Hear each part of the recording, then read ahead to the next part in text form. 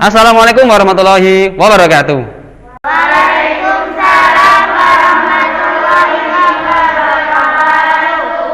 Bismillahirrahmanirrahim.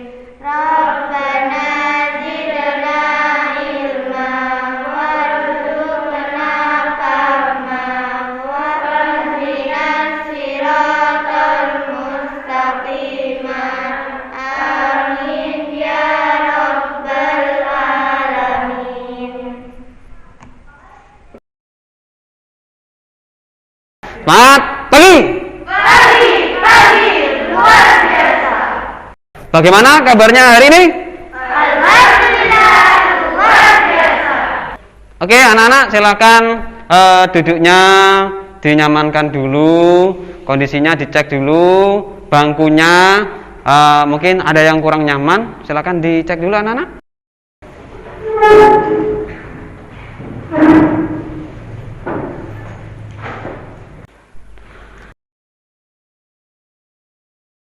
Saya absen dulu ya. Oke, anak-anak, hari ini saya akan absen, saya panggil satu persatu. Ainur Rahmah, Balkis Wardatul Aini, Minhatuz Zahya. Oke anak-anak, sebelum kita melangkah ke pelajaran kita, marilah kita merefresh otak kita, ya. Oke ya. Oke. Ada merpati terbang tinggi.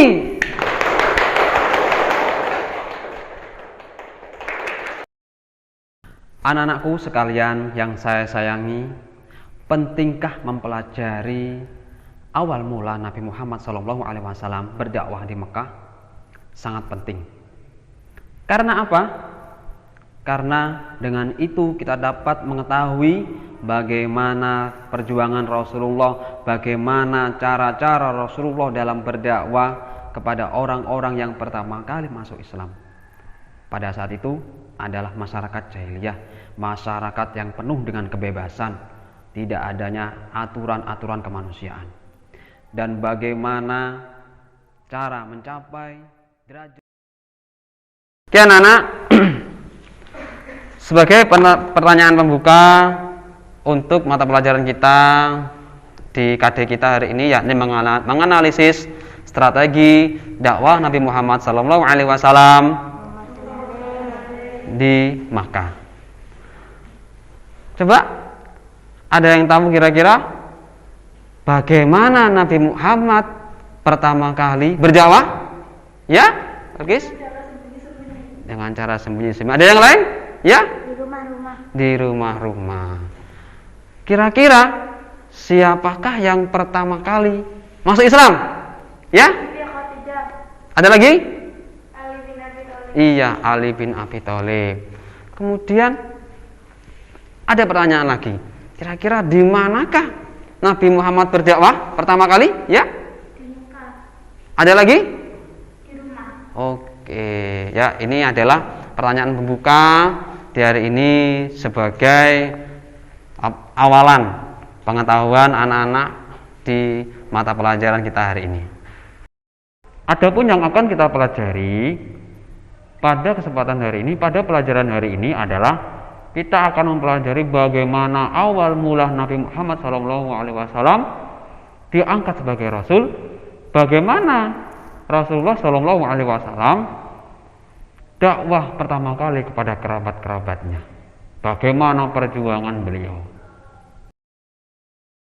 Sebagai materi pembuka, sebagai bahan pembahasan di materi hari ini, yakni menganalisis dakwah Nabi Muhammad SAW di Makkah, maka simaklah video berikut.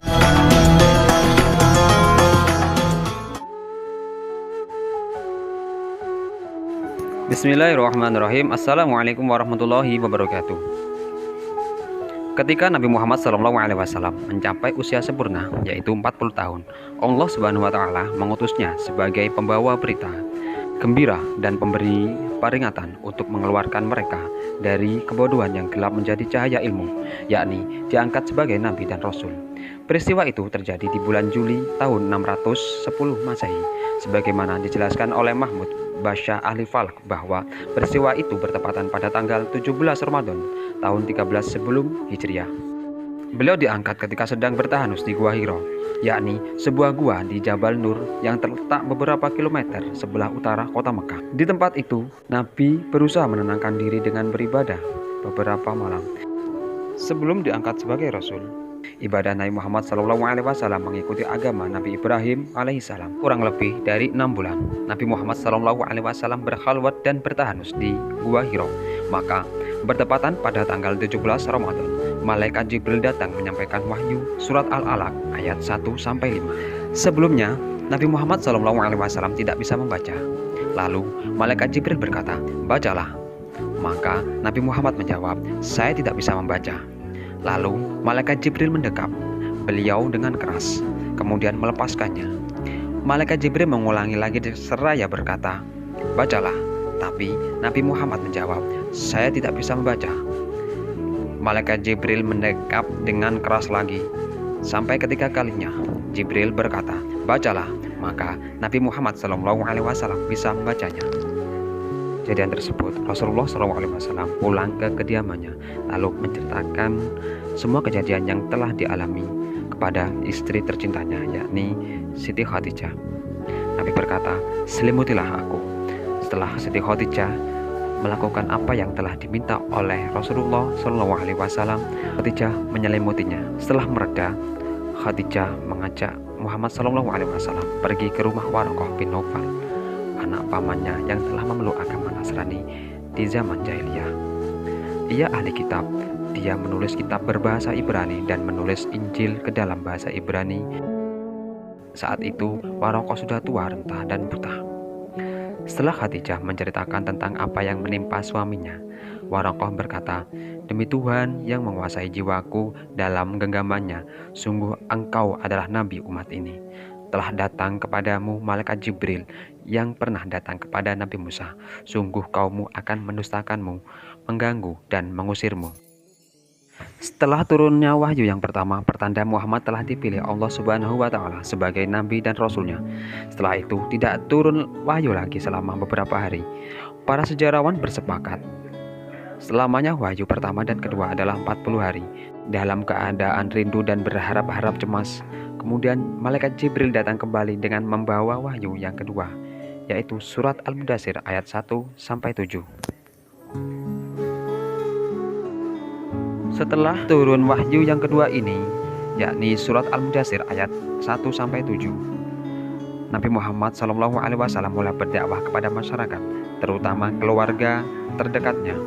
Dakwah ini dilakukan secara sembunyi-sembunyi berdasarkan surat Asy-Syu'ara ayat 214-216. Yaitulah mulailah dakwah Nabi Muhammad SAW kepada kerabatnya. Dua paman Nabi Muhammad SAW yang menolak dakwah Nabi, yaitu Abu Thalib dan Abu Lahab. Keduanya tidak mau melepaskan agama nenek moyangnya sampai meninggal dunia. Tetapi keduanya memiliki sikap yang berbeda terhadap dakwah Nabi. Abu Thalib membiarkan Nabi Muhammad SAW menyebarkan dakwahnya, bahkan melindunginya dari gangguan dan ancaman pembesar-pembesar Quraisy. Sedangkan Abu Lahab sangat menentang dakwah Nabi, bahkan mengancam dan berniat membunuh Nabi Muhammad SAW. Allah mengabadikan cerita Abu Lahab di surat Al-Lahab. Pada masa periode awal ini, yang menerima dakwahnya antara lain istrinya, yakni Khadijah, sebagai wanita pertama yang memeluk Islam, sepupunya Ali bin Abi Thalib sebagai orang yang pertama masuk Islam dari kalangan anak-anak, budaknya Zaid bin Harisah sebagai orang yang pertama masuk Islam dari kalangan hamba sahaya, dan sahabatnya Abu Bakar As-Siddiq sebagai orang yang pertama masuk Islam dari kalangan laki-laki dewasa. Mereka yang masuk Islam pertama kali disebut dengan golongan As-Sabiqunal Awwalun. Dakwah secara sembunyi-sembunyi berlangsung selama 3 tahun.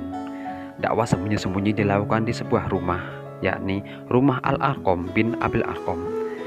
Beliau berjuang keras tanpa mengenal lelah, meski banyak ejekan dan gangguan yang ditujukan kepadanya dan para sahabatnya. Dakwah secara sembunyi-sembunyi ini berakhir ketika turunlah perintah untuk berdakwah secara terang-terangan. Firman Allah surat Al-Hijr ayat 94 yang memerintahkan berdakwah secara terang-terangan. Setelah turun ayat ini, Nabi Muhammad SAW berdakwah secara terang-terangan ke seluruh lapisan masyarakat, baik golongan bangsawan maupun budak serta negeri-negeri lain. Dilakukan pertama kali di Bukit Sofa. Ketika itu pamannya Abu Lahab sangat menentang keras dakwah Nabi.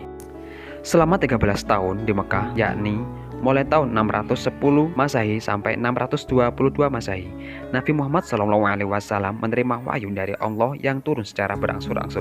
Surat-surat yang turun selama Nabi Muhammad SAW di Mekah dinamakan surat Makkiyah yang meliputi 89 surat dan 4.726 ayat. Sebelum dimulai, kelas ini akan dibagi menjadi 2 kelompok seperti kelompok yang kemarin. Ayo silakan. Setelah melihat tampilan video yang barusan ditampilkan, coba diskusikan kepada kelompokmu untuk membahas bagaimana awal mula Nabi Muhammad SAW dalam berdakwah. Oke, silakan didiskusikan di kelompoknya.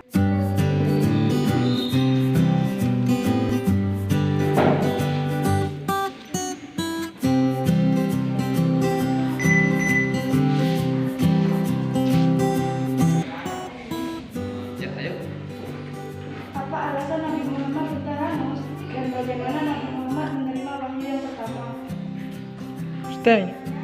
Nabi Muhammad berdakwah kepada kerabat dekatnya.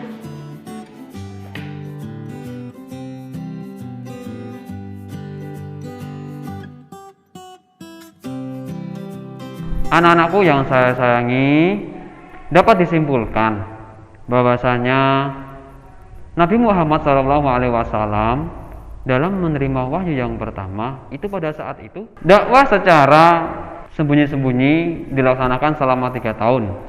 Kemudian silakan kepada anak-anak untuk menyelesaikan tugas yang yang ada di LKS sudah ya. Ya, silakan di situ ada penilaian tentang pengetahuan, penilaian tentang teman sejawat. Ayo silakan dikerjakan.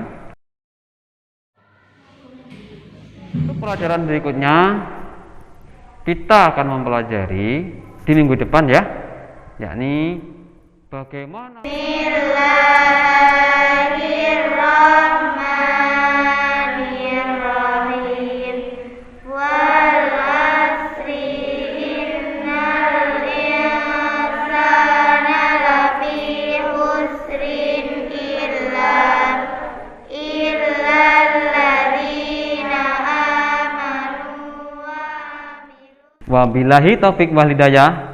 Assalamualaikum warahmatullahi wabarakatuh.